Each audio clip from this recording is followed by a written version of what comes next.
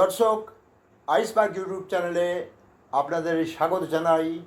আর ভিডিওটা শুরু করার আগে আপনাদের কাছে আমার একটিমাত্র বিনীত অনুরোধ যে আপনারা অবশ্যই চ্যানেলটি সাবস্ক্রাইব করে পাশে থাকা বেল আইকনটা ক্লিক করবেন, যেটা কিনা আমাকে অনেক অনেক বেশি প্রেরণা যোগায়, আরও ক্রিয়েটিভ বানাতে সাহায্য করে।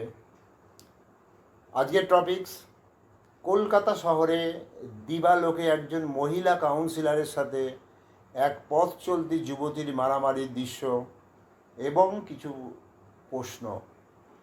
প্রথমে ভিডিওটা দেখবেন, তারপর আমি কমেন্ট করব। তো লেটস স্টার্ট দ্য ভিডিও।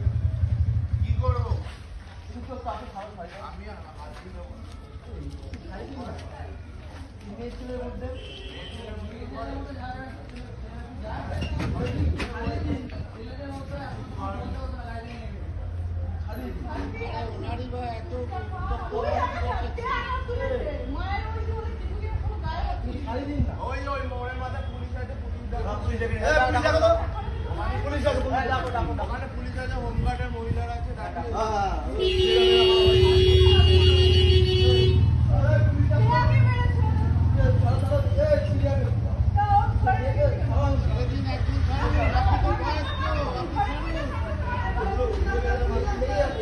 আপনি তো বয়স্ক মানুষ, আপনি ছাড়ুন। হ্যাঁ, উনি প্রথমে গায়ে হাতিয়েছে। আপনার কি করে এরকম হয় যে অন্যের গায়ে এভাবে হাত দেওয়া, মুখে কথা থাকতে? এত বয়স্ক হয়ে গিয়ে এত রাগ কিসের আপনার?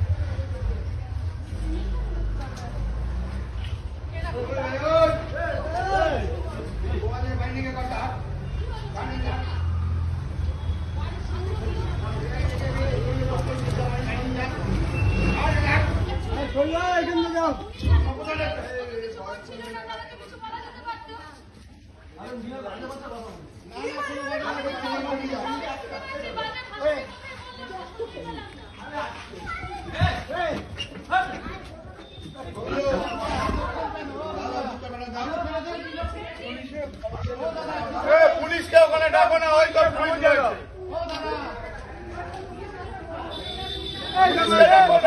ওখানে আছে।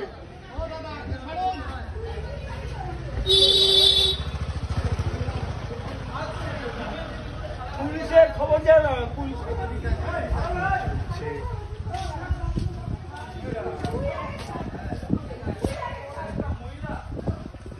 আপনি আপনার মাকে তুলুন আগে, তাকে ছেড়ে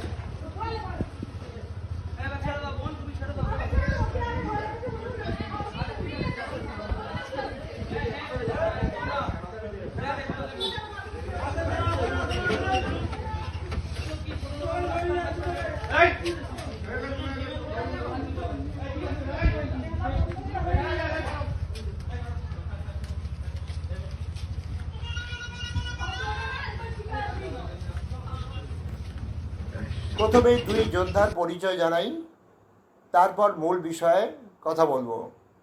ভিডিওতে যে 100+ ওজনের যোদ্ধাকে দেখছেন, ইনি হলেন পানিহাটি পুরসভার 26 নম্বর ওয়ার্ডের কাউন্সিলর, বাংলায় করলে যেটা দাঁড়ায় পৌরমাতা।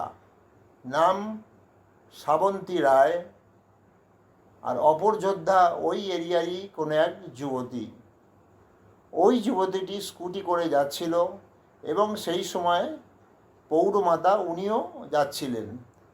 তারপরে গাড়ি চালানোকে কেন্দ্র করে প্রথমে কিছু তর্ক বিতর্ক শুরু হয় এবং পরে মারামারি লেভেলে পৌঁছে যায়। ভিডিওটা দেখে যেটা বোঝা যাচ্ছে, প্রথমে কিন্তু কাউন্সিলরই যুবতীর গায়ে হাত চালায়। তারপর তো আপনারা ভিডিওটা সম্পূর্ণটা দেখেছেন অ্যাকচুয়ালি কী কী ঘটনা ঘটেছে।